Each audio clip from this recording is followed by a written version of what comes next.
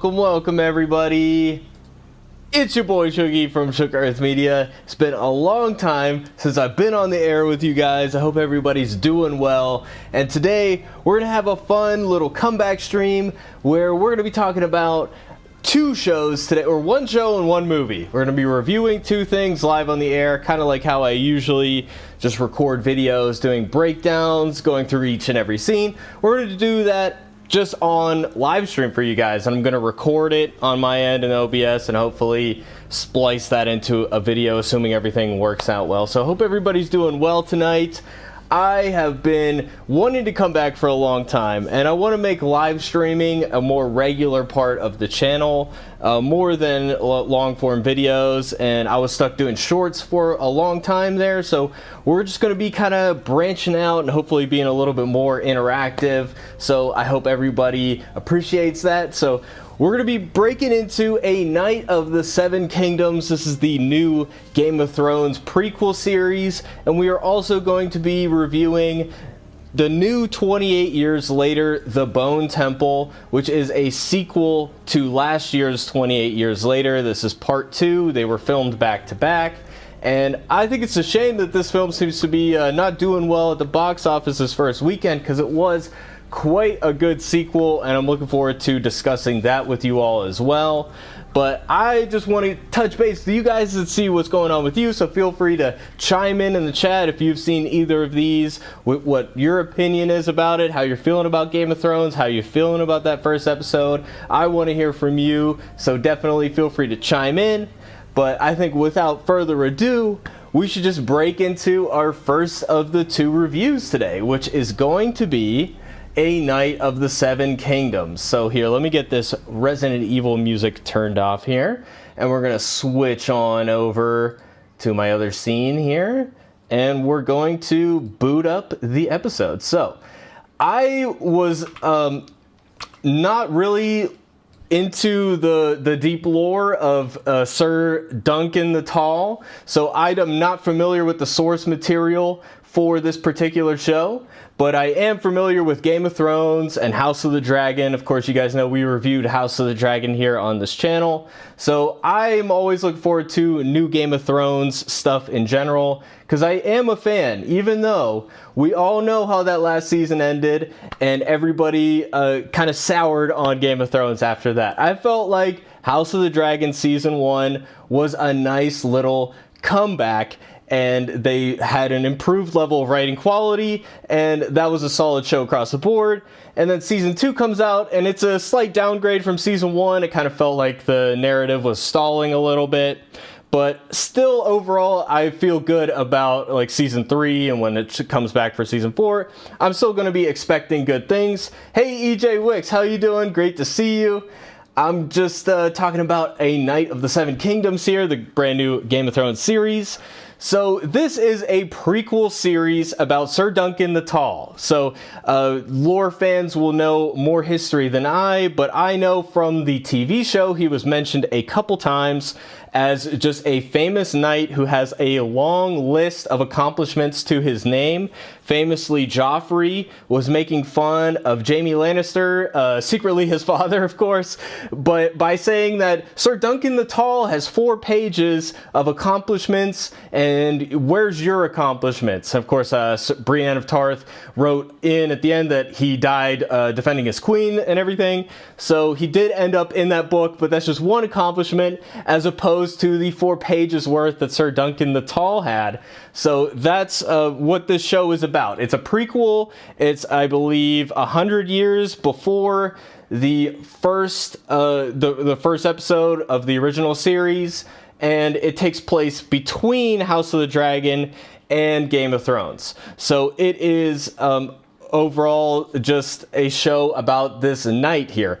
And that's what's interesting about these Game of Thrones spin-offs, because what Game of Thrones did that no TV show ever really did before was kind of have a fantasy epic on TV. And the epic part is a huge part of the appeal, in that there were multiple storylines, this massive continent, and we had people on the north side, on the south side. There were multiple storylines that didn't even necessarily intersect for quite a while. And eventually, of course, it all intersected and funneled into one big story. But there was a lot of depth in that first few seasons of that show, just by how many named characters there were, how much was going on. It's all about political intrigue. It's a drama about who's motivated to do what, and evil seems to triumph, and it's very Machiavellian.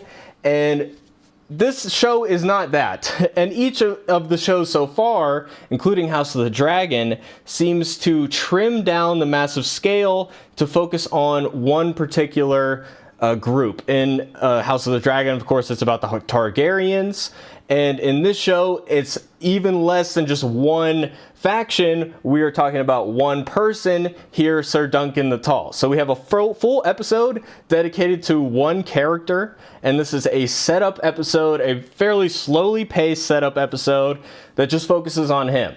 So that is what sets it apart from, I think, the previous series of Game of Thrones. And it's interesting that we went from this big scale story that has so many different branching storylines and different characters and all these different things going on, and then we have one faction, and then we have one person. So it's getting smaller as it goes.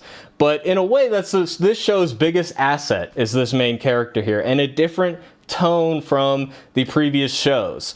Whereas House of the Dragon is a very serious show. There's not a lot of comedy in it. This show emphasizes the comedy in a couple moments. There's some gross out humor. There is some slapstick humor. Sir Duncan the Tall is a little naive. He's a little awkward, and that, I think, makes him endearing. And it also adds a different perspective to the show, where we're getting some jokes thrown in there. And I, for one, appreciate the change of pace. I like that there's humor in there, and a little gross out humor kind of fits the time period well. You know, with medieval stuff, I always kind of think about how our cleanliness standards have raised quite a lot, and now that we're back in time in this show, we're seeing a lot more just kind of grossness. It kind of feels grounded to reality. Hey, how you doing, EJ? Zootopia 2 became Hollywood's biggest animated film. Is it really? The biggest of all time? That's crazy. Or just right now? I saw it. Jason, Jennifer, the actors of the dynamic duo, back at it. I don't know if you saw it. I loved it. You loved it. I'm glad you loved it. I did not go to see it. I never saw the first one, so I've decided I'm not covering Disney stuff anymore on the channel, so I didn't go to see it for that reason. But I heard good things about it. People seem to like it. My parents loved it, so it definitely seems well regarded, so I respect and appreciate that. It's from your childhood, so you like to see a sequel to it. I'm glad, man. That's great. So anyways, back to this show here. We have a little bit more humor, and they really set the tone right at the start with this main character. So we got Sir Duncan the Tall, and he's burying the knight that he served because he was a squire. And I like that we get a wide view before we close in on Sir Duncan. The first shot of the show is actually of the horses, who seem to be like they're going to be characters going forward. They all have names, and you know, we don't know much about them yet or their history, but the horses are symbolic of the knight that died. He promises him, Sir Duncan promises him that he's going to take care of the horses, and he says right off the bat, I don't know what the right words are, and that's kind of just his character in general, just being a little awkward and unsure of himself. The doubt in this first episode is very apparent. As it goes, he starts to doubt himself. And I think that that is a good starting point with an underdog story, even though we know for a fact from the previous show that he's going to end up doing all of these amazing things. He has humble beginnings, and that's where we start with him. That's where we see him at the beginning. And he's burying the guy who raised him, and we only see him in flashbacks, which I don't believe that Game of Thrones has ever done flashbacks before. Correct me if I'm wrong, but I don't think that the show or the books have done that. I've only read like half of the first book, but my understanding is that George R.R. Martin was very intent on not showing the past directly and just describing people's memories of it, because a lot of it is like the uncertainty of history and the fact you can't always trust primary sources because people's memories are a little fuzzy. And they even show that in the flashbacks here. You know, they kind of have, you know, a warped barrel on the camera, so it's a little blurry at the outside. And we see, you know, him getting slapped by the guy over and over again. So he seems to have affection for this knight that he served, and yet the knight that he served is shown abusing him, you know, and he even says that most of the time he deserved it, you know, seeing that he did something wrong to earn that. And it seems to me like he is showing more reverence to this man than he really deserves. Now, maybe we will see more flashbacks that will change my mind on that and show the more noble side of this knight. But Duncan, of course, was an orphan on the streets. We learn that later. And that's perhaps why he has so much affection, because this is someone who gave him a chance. And there's a little ambiguity here where Duncan claims later in the episode that he's a knight, and he enlists an attorney, and he's going to pretend to be a knight, or at least say that he is a knight. I think there's ambiguity over whether or not the knighting actually happened. In the Game of Thrones universe, of course, a knight can make another knight. It's not like the king has to do it, like in the real world in some countries. In this case, it's knights can make other knights, so it could have happened, but there were no witnesses, except he does mention a bird in the tree over there that we see later. So I, based on this, kind of think that he was not knighted, and he's just saying that, but maybe they want it to be ambiguous. I'm not really sure if they want us to believe him or not. I'm inclined to believe him just because he seems like a decent enough guy. But the fact that we see the flashback where young Duncan is asking the knight if he will be knighted in the future, and the knight doesn't even bother answering him, just kind of spits out whatever he's eating. So that to me kind of shows that he didn't, and especially because he mentions later the bird that's in the tree here when he's pooping, which we'll get back to in a second. But he sees a bird up in the tree, and then he mentions that there's only one witness to him being knighted, and it's this bird. And notice it was there's some time has passed since he buried the guy because it's no longer raining. So I'm assuming that bird just wasn't sitting there the whole time. So seems to me that he was lying about that. That is my opinion. So, you know, of course, it's Westeros, so nobody's pure good or pure evil. In this case, it seems a more traditional kind of hero story where you're supposed to root for the main character. Whereas in Game of Thrones world, Ned Stark and other heroic people are harshly punished, and the people who end up winning a lot of the times tend to be the people who are the most evil and Machiavellian and stuff like that. So here we have Duncan realizing that he can become a knight and that he can join this tourney, and that's his quest for greatness. And we hear the music swell up, the typical Game of Thrones theme song that is in both the original series and House of the Dragon, and it swells up, and then smash cuts to him pooping, which I think is just to show, one, the different tone, that we're going to have humor in this show, and two, to show, you know, he's not some big hero. We're just on the ground with this reality that he's living through. It's not going to be, you know, a clean story. There's going to be a lot of grittiness to it, to a degree, a different type of grittiness in this case. So the tone is immediately set to be lighter. And despite the fact that we have this kind of sorrowful beginning where I really did feel for him when he was saying, you know, I'm sorry you died to the knight.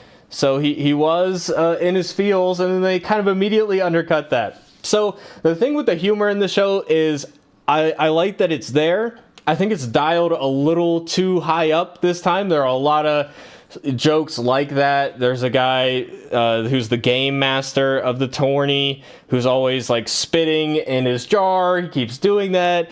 Duncan, just to emphasize how tall he is, he hits his head on the way in and out of the room. And there are other moments like that, like when he talks to these fine ladies of the knights the first time when he's about to leave. He's just kind of awkward, doesn't know which way to go. I like some of that stuff. It definitely works on a basic level. It got some good laughs out of me, but I think it might be a little too much, but they definitely needed to emphasize that this show's a little different. But at the same time, if they kind of lean on that side of it a little too much, it's going to be too much for me personally, because I don't want a broad comedy. Having some comedic elements, I think, strengthens this show, but having too many, I think, could be a detriment. So I don't know what you guys are thinking about that if you watch the show, but it seems to me that they're a little overbalanced with a little too much humor right now, but maybe it'll course correct as the show goes on, just to kind of set it apart. So surprisingly for me, in this first episode, we have it's just a setup episode. There's no action, there's no real twists and turns, nothing like that. We're just introducing the main character, and the conflict of the tourney is just kind of thrown out there, and then we just end with him being reintroduced to this character Egg, who ends up being his squire. He meets Egg right after the first scene, and this is also an orphan and somebody that he kind of immediately relates to, even though he's trying to be a knight right now. Like, he's pretending to be a knight in the same way that when he comes back to Egg later, he's mad at Egg for sitting on the horse and wearing the armor and pretending to be a knight. But in a way, he's almost like mad at himself because he's also pretending to be a knight right now. And I think that, you know, he's trying to project how he feels a knight should behave, reflecting how the knight who trained him behaved towards him, even threatening him with violence, even though at the end of the episode he said that he's not going to beat him unless he deserves it. So he seems to have this affection for this orphan boy. And also there's there's this family here that he runs into. They're supposed to be practice fighting, and yet this guy is very harsh. I'm not sure which family this is with the apple insignia. I'm not sure. Deep lore people can definitely let me know. But I think Duncan feels bad for the kid getting beaten because he sees himself in that as well. So I feel that he immediately has this affection towards Egg, even though he knows that he can't really afford to have a squire right now because he can barely even afford anything at the moment. So I like this introduction here. We got some good dialogue, and from what I heard, it's pretty faithful to the book, but I haven't read the book, so I'm not sure. But I like this scene here where we see the question being raised of, are you actually a knight? Were there witnesses to this? And implying there could be grave consequences, even though the game master ends up kind of making it a joke at the end. He seems to imply that if there's not somebody backing you up, if there's not somebody vouching for you, you cannot be seen as a knight. So he spends the rest of the episode trying to find a person who knew his knight that he was working under. And at the end of the episode, the Lord here ends up saying he doesn't know him. You know, get out of my face. I don't know you. So that's the conflict right now, is how is Duncan going to prove that he's a knight, even though he probably isn't? So that's going to be the next conflict. I'm assuming it has to be resolved fairly soon, because I'm imagining most of this first season is about this tournament. So I'm not sure, you know, how we're going to resolve that at this point. Maybe he just has to get on that guy's good side somehow, do some favors for him or something like that. But we have this scene in the middle where we're meeting Baratheon, a Baratheon, and I like this character here because he's slightly different than the Baratheons we know, but he's still, you know, brash and everything. But he fancies himself an intellectual. The way he's first introduced is, you know, he quiets everybody in the party down, and he's like, I have a profound thought, and then he immediately forgets what the thought is, which was a funny moment. But then, you know, they kind of go against him being more of a comedic character here when he calls Sir Duncan out, because Sir Duncan's very tall. He can't hide in the background, even though he says he slouches habitually because he's trying not to be seen. Baratheon sees him anyway, and then he asks him, what are you going to give me? Why are you here? You're here to curry my favor. And Duncan has nothing. He's just here for the food, which I thought was a really human moment. So I really like that, how that ended and how he broke the tension with just a simple truth of, I'm here for the food and that's it. And they end up kind of almost becoming friends once the dancing and drinking happens. And I honestly, like, my gut instinct with this scene is something we see in a lot of TV shows where the main character shows up and within seconds he's talking to the most important person in the room, even though by all rights he should not be speaking to this man at all.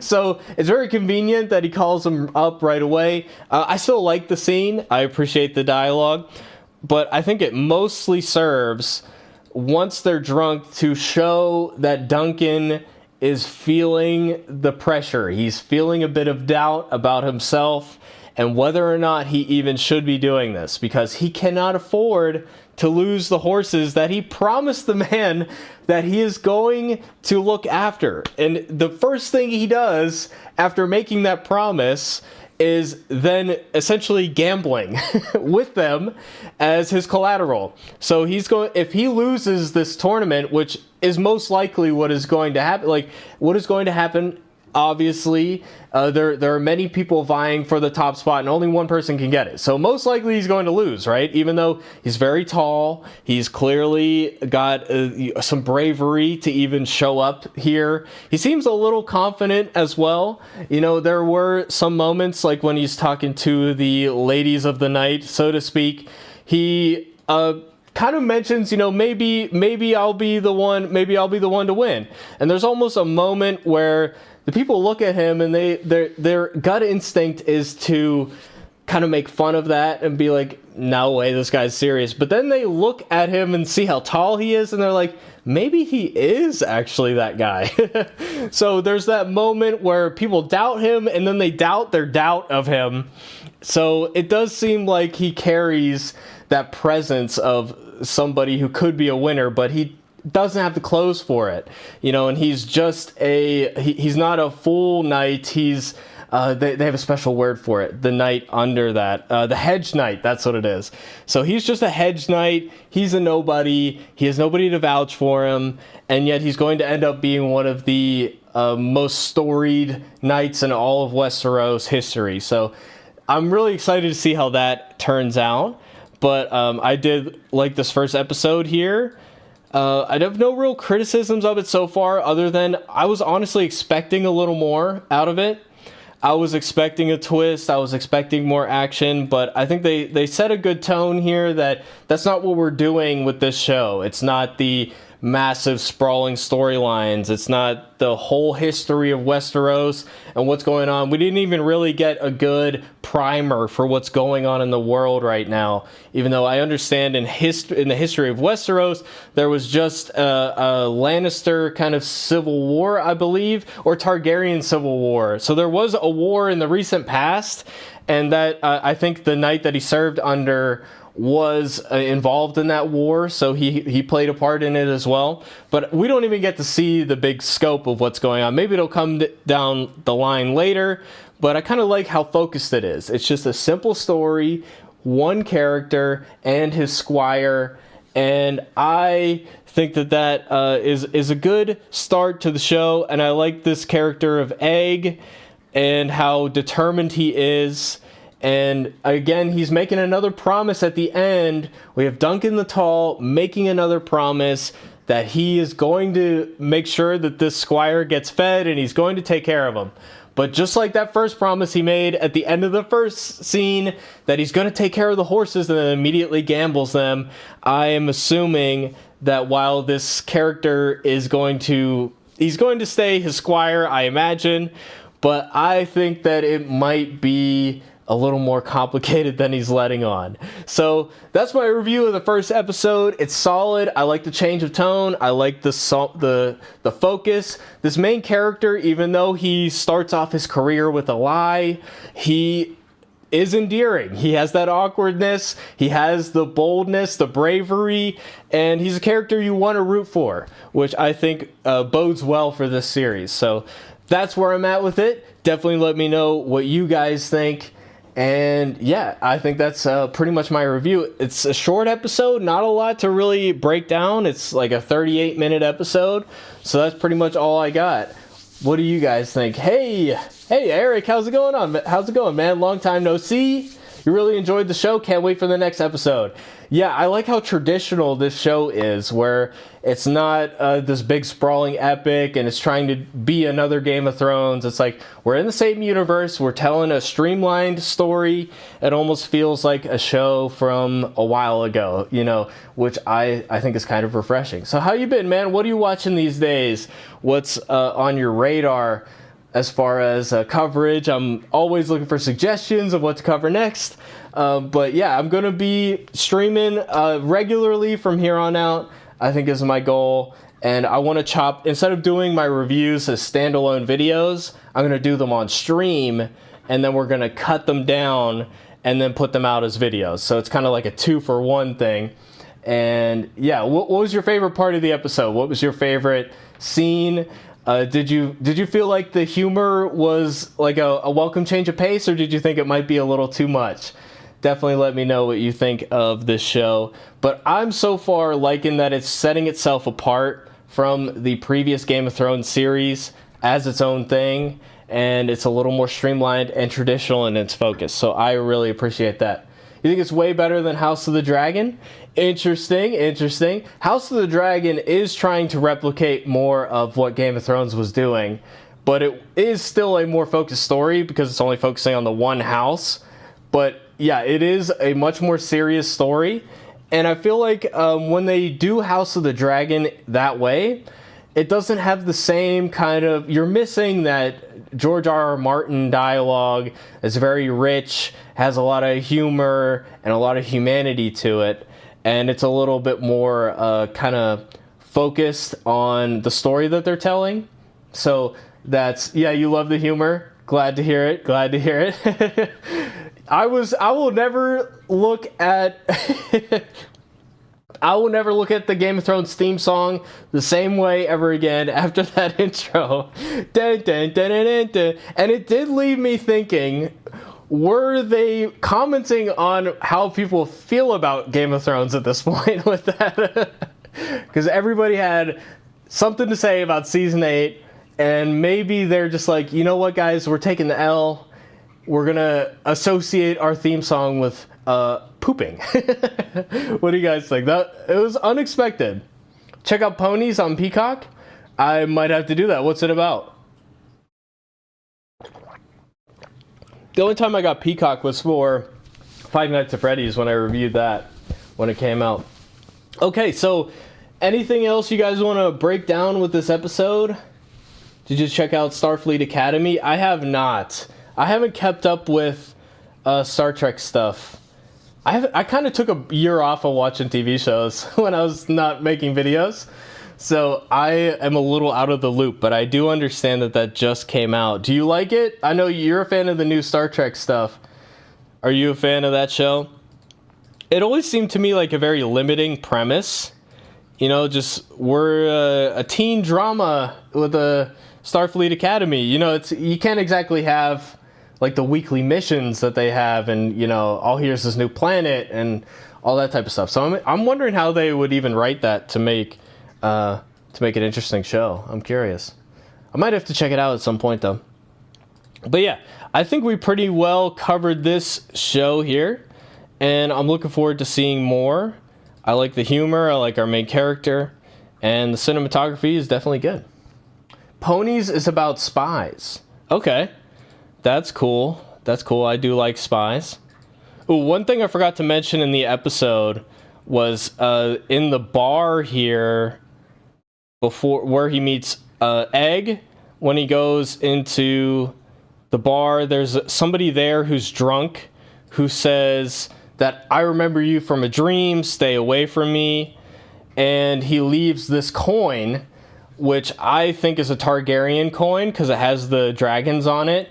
And I'm sure that this is worth a lot more than what the food that he was given was worth. So I have a feeling that this character is going to be important down the line. And she immediately pockets the coin in the same way that Duncan says that Egg will pocket the coin that he leaves. So I found that to be like a nice little parallel that they had. But this bar, I love how they played it with where it's seedy. You know, she just takes a glass that's there, drinks what's left, pours it. And I was thinking about that glass, drinking out of that glass for the rest of the scene, man. That's gross. Nasty, dude. But I also love how she was saying, you know, you can have the duck that my son just shot and something else. You know, I thought that was funny. That was a good scene. Honestly, I thought Academy was good. I was shocked. Oh, I'm glad to hear that. Cool. I might have to check it out. But like I said, I'm out of the loop on that kind of stuff right now.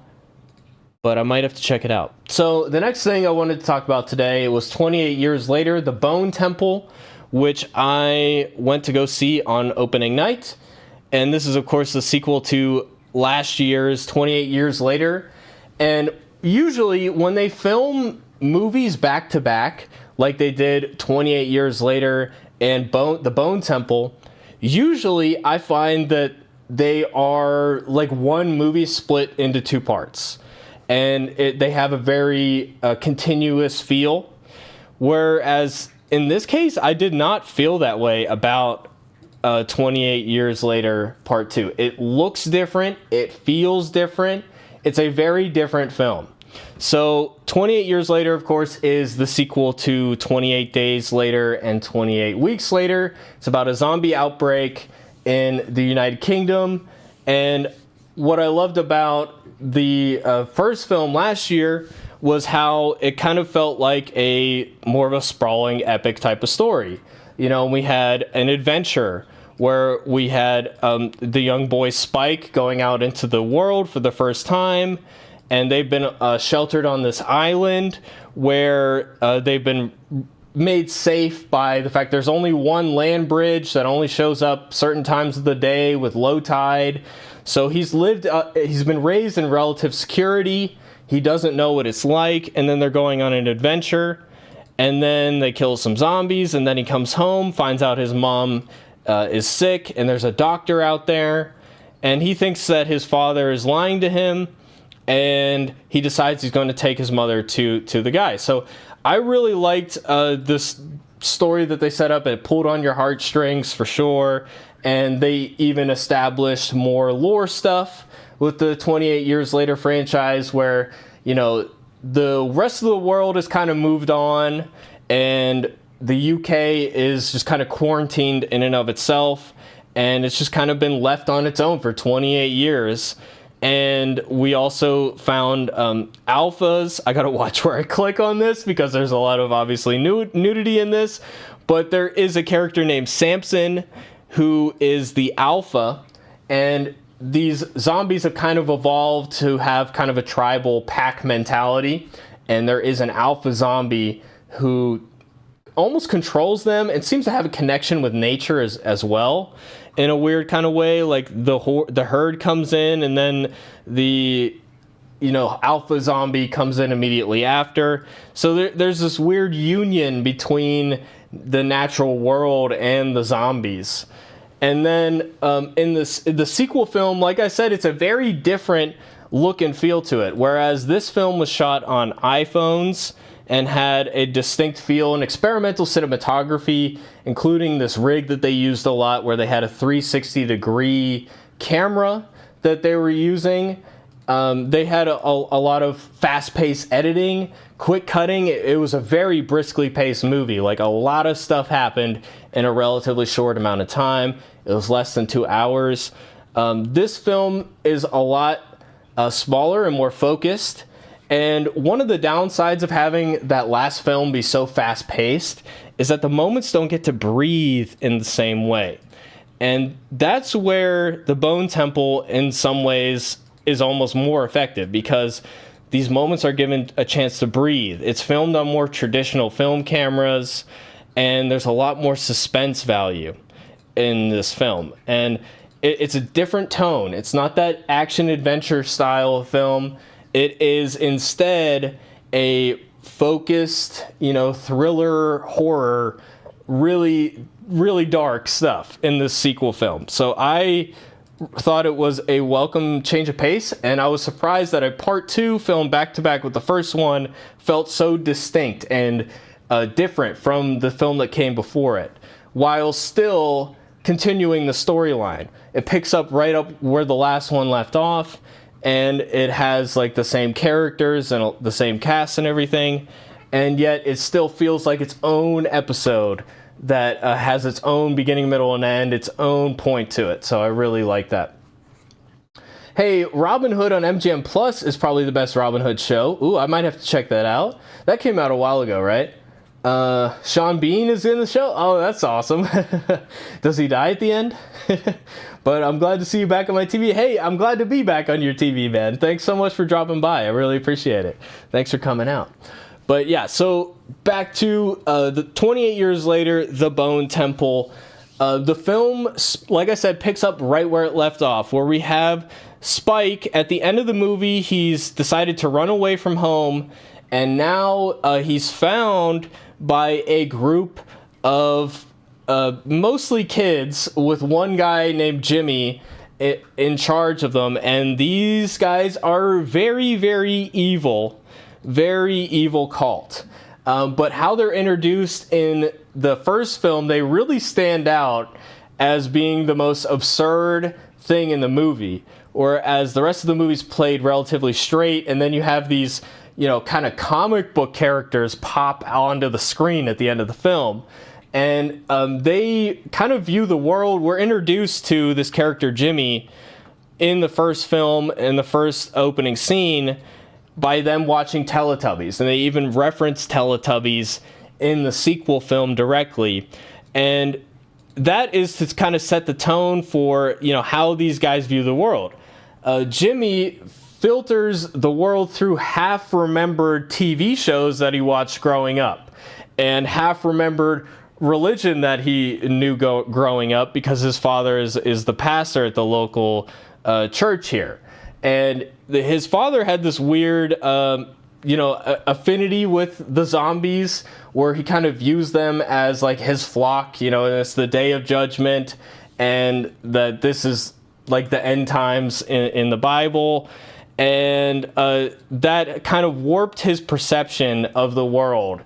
And now he carries that into the new film, where he has this cult of abused children, basically.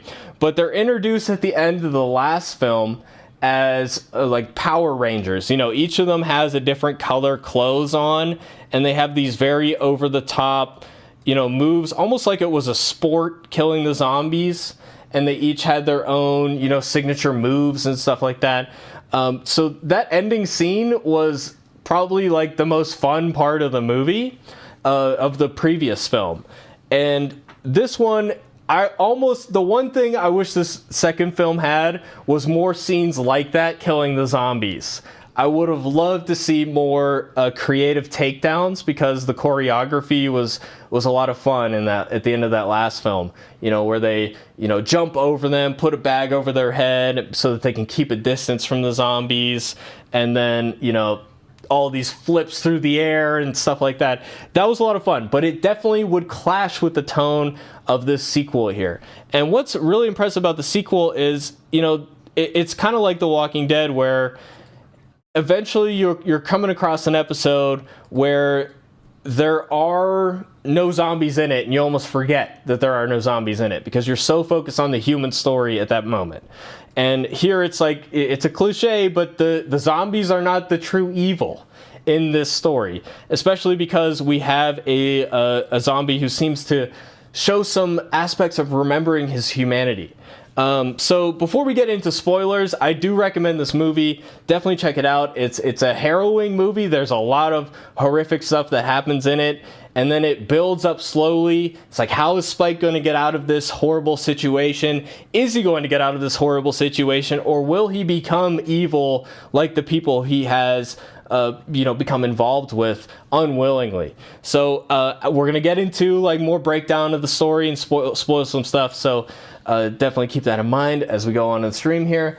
But yeah, I really enjoyed this film and definitely recommend it. It builds up to a crazy climax and amazing performances, especially from Ralph Fiennes, who's reprises his role from the previous film as the doctor who's studying zombies and building a mass grave to memorialize all the people that have been lost by this terrible tragedy. And he's also, kind of a nice guy who's trying to help people as well. So he reprises his role, but he's forced to do something at the end of the film that is very anti his character, but it just ends up making for an incredible ending scene. So without any further ado, we'll go into spoilers now. Just give me 1 second, gonna get a drink here. You definitely want to see this movie. Heard nothing but good things. It's better than 28 Years Later, and I like that movie. I would say that's a fair assessment. I think a lot of people will enjoy this one more, especially because it is that like horror focus where it really, really delves into evil. And you definitely get that sense, and it's a more focused story. It's not as fast-paced, which in some ways, as we discussed earlier, is a little bit of a detriment of the previous one. But yeah, so this film starts off right where we left off, where Spike has to fight another member of this cult to the death.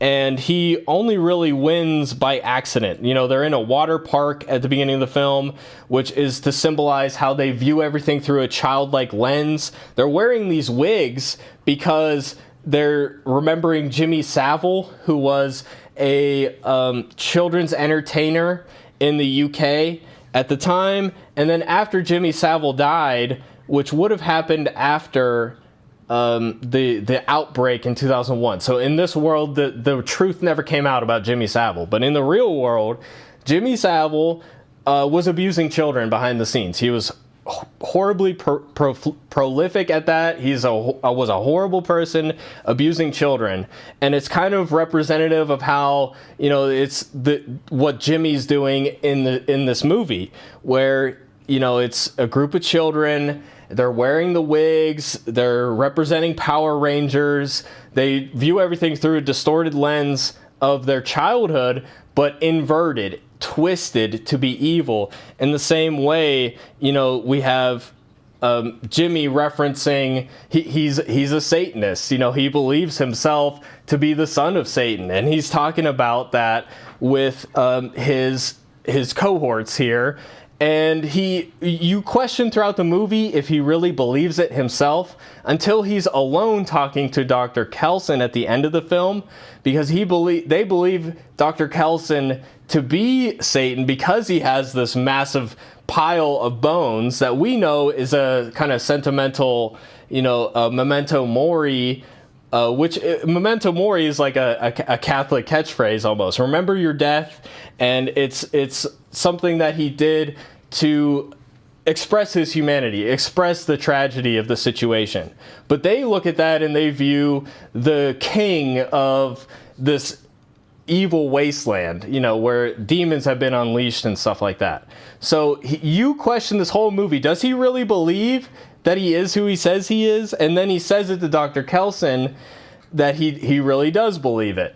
And that's when you're like, wow, okay, this guy really is he's just got a couple screws loose. So, but you can understand why they might get to that conclusion. I mean, he's orange. He's got that big pile of bones that you see, the bone temple and everything. So that's the big climax that we're building up to, is Jimmy has to force Dr. Kelson to pretend to be Satan just so that he doesn't lose control of his people, essentially. So we start off the movie with that fight to the death. Spike has to defend himself. He gets lucky by, you know, stabbing an artery in the guy's leg, and he spews out blood and he bleeds out and dies. And now, based on that, you know that everybody who's in Jimmy's cult had to kill somebody previously to be allowed to join it, and that's just kind of how he forces people to obey him, you know. And there's always that ambiguity of like, will you be next if you disobey? And that is definitely how he clamps down on their behavior to get them to do what they want them to do.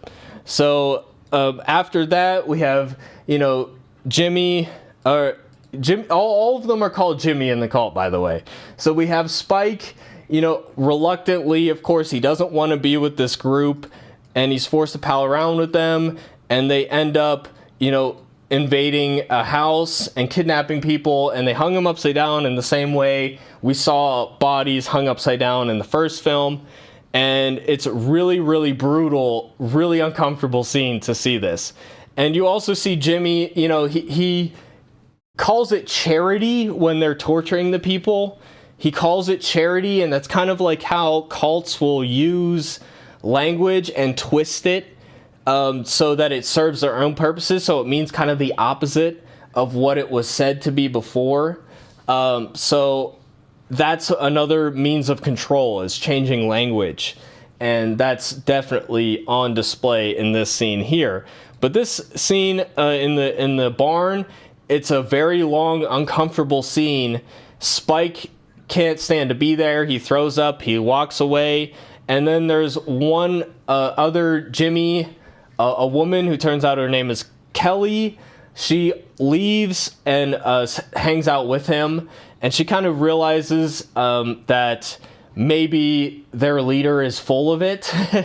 And she's starting to question him. And she's starting to kind of sow the seeds of taking over. And she sees Spike as a potential ally because he's not on board with all this nonsense yet. So that is her plan, is to eventually take over. But that barn scene does not go how they want it to go. And one of the women who's pregnant takes out one of the Jimmys and then runs away. And then Spike is supposed to go out and get her, but he won't do it. But that pregnant woman also won't trust him. And this group of people, were introduced to them kind of foraging in the woods. And they're, you know, not hunting or anything like that. They're just picking up plants and trying to sneak around to be as quiet as they can, be unassuming, fade into the background. Exactly the opposite of how Jimmy and his cohorts are going about survival tactics, let's say. And you see the pregnant woman and her husband. I think was it her husband or brother? I forget. But they leave their father behind. No, it was her brother, because they leave her father behind. He goes to fight a zombie, and this is her right here. And they leave him behind because, you know, he attracts the attention of zombies. They're running away. And it's definitely something where it's morally questionable. Could they have saved him? Should they have stopped? The father wanted them to try to fight the zombies. There weren't that many. There were a few of them, but maybe more could have shown up later.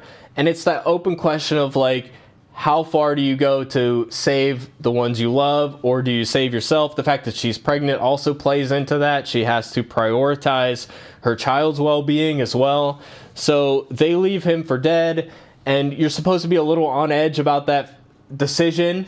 But then you see the difference between a morally questionable decision and evil when she comes home and sees Jimmy and the gang. So that is supposed to be a contrast. And then you realize, okay, she's not so bad after that.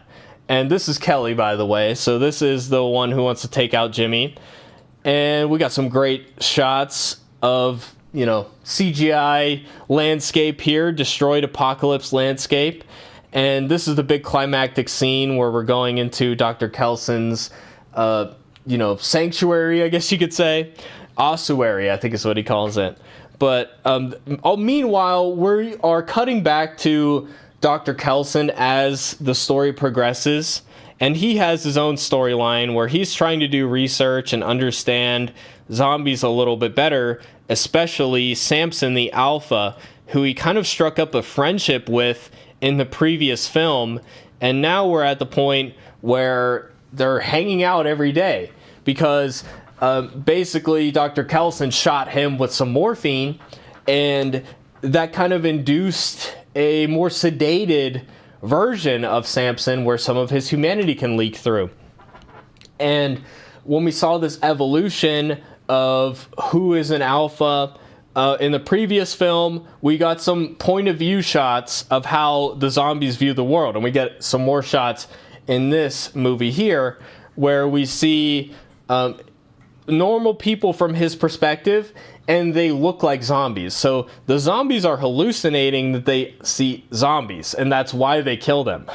So it's kind of like how, you know, the survivors see zombies as no longer people, because that's what the brain needs to do to survive. You know, they have to, at the end of the day, they have to kill them to survive.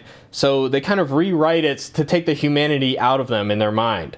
Whereas the zombies are doing the exact same thing. So it's a cycle of violence, so to speak. But in this film, with the morphine and the friendship with Dr. Kelson, there's some great moments, hilarious moments where they're dancing together. There's music. The music choices are really good. They had Radiohead, and Dr. Kelson's favorite band comes back again and again. And it's a really good storyline. And then eventually, you know, he's about to, he admits, I'm almost out of morphine. We're not going to be able to do this anymore. And he offers him a chance to basically die peacefully. And he ends up not doing it because Samson's staring up at the moon and he says, "Moon." And that shows that some of his humanity is still under the virus. These aren't like Walking Dead zombies where it's walking corpses. It's just a person who's been infected by a virus. And I thought it was really, really smart to have this flashback scene where Samson's real memories start to collide with the real world. And he ends up becoming somewhat normal again. You know, he fights off a bunch of zombies because he's no longer the alpha. He is now, you know, a threat to them, just as much as everyone else looks like a threat to them. So, but he still had his like superhuman strength as well, which the virus seems to kind of build in people as well. So I thought that was a really nice twist building on the previous film.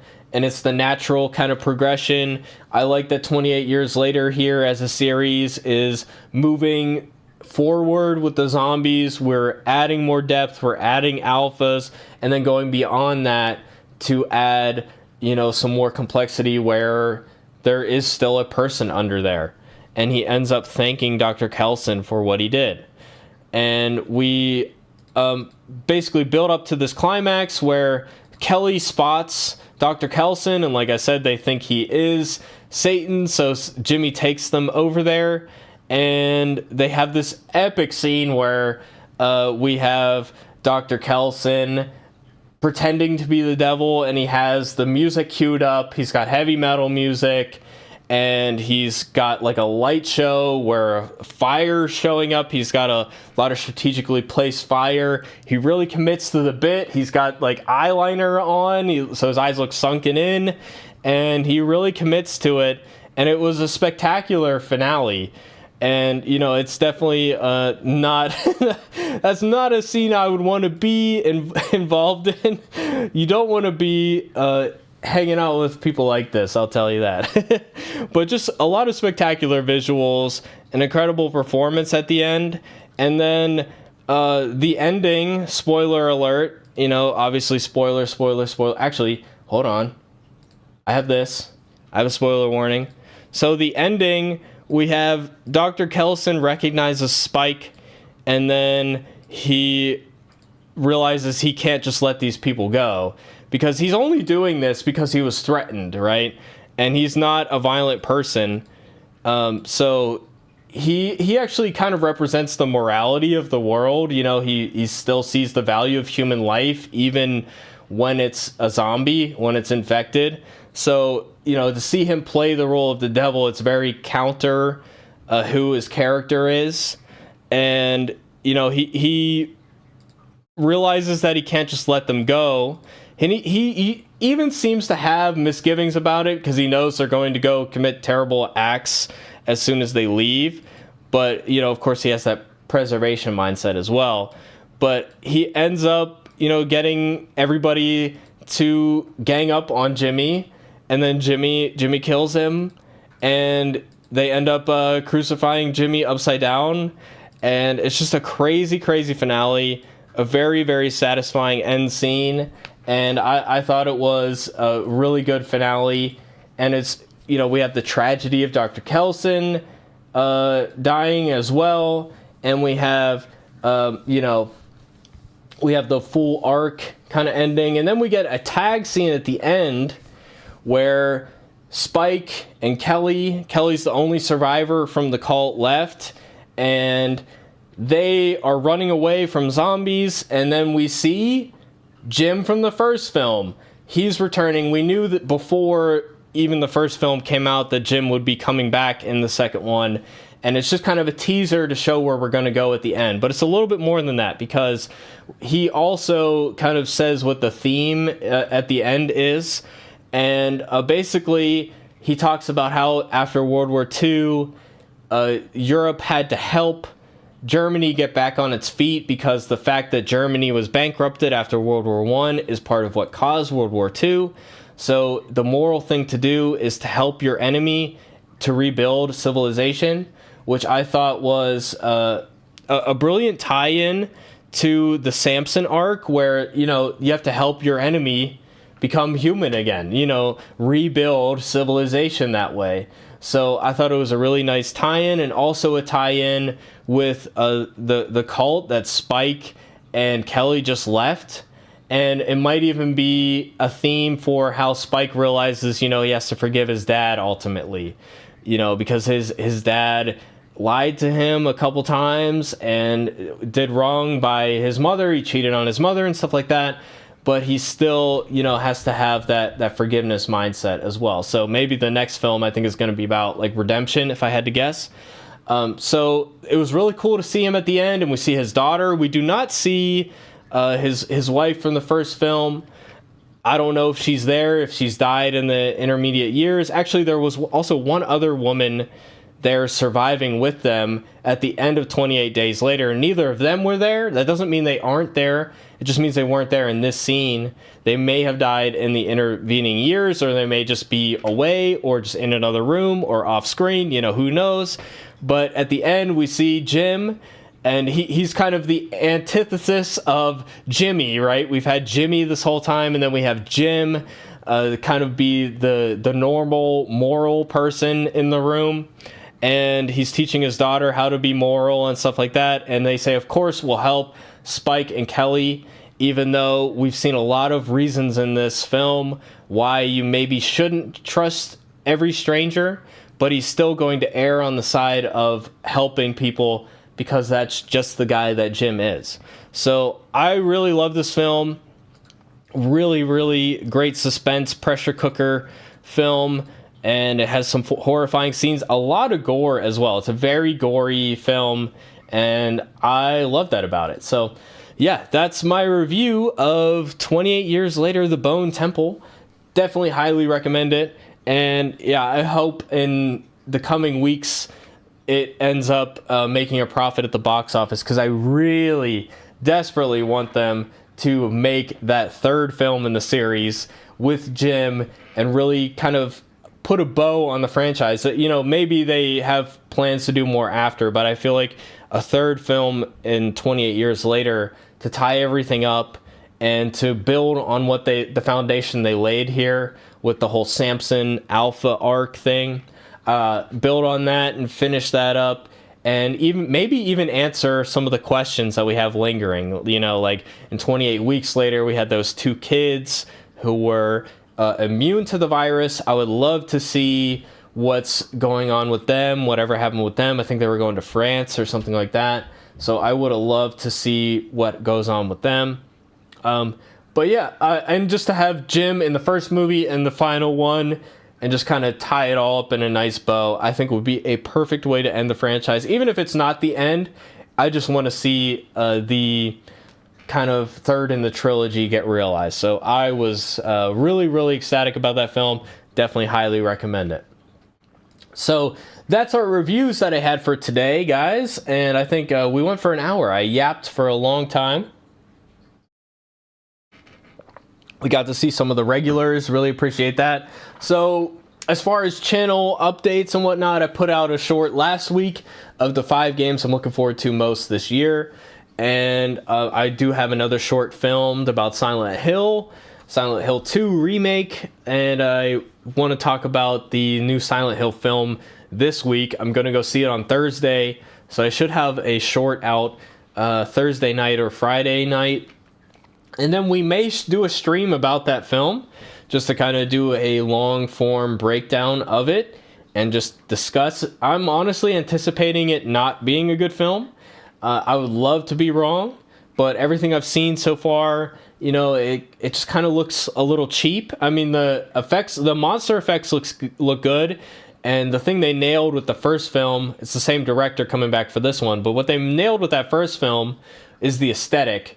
The look and feel, the rot, the decay, the monsters. They really nailed that stuff. It's the story where it fell apart. And here we have a story that's a lot more nuanced and complex, with Silent Hill 2 being the film that's being adapted here. But I'm just afraid that we're not going to get the care that it really deserves. But I'm very open to being wrong, and I hope that I am, because I'm a huge Silent Hill fan, and I'm going to be there regardless to see it.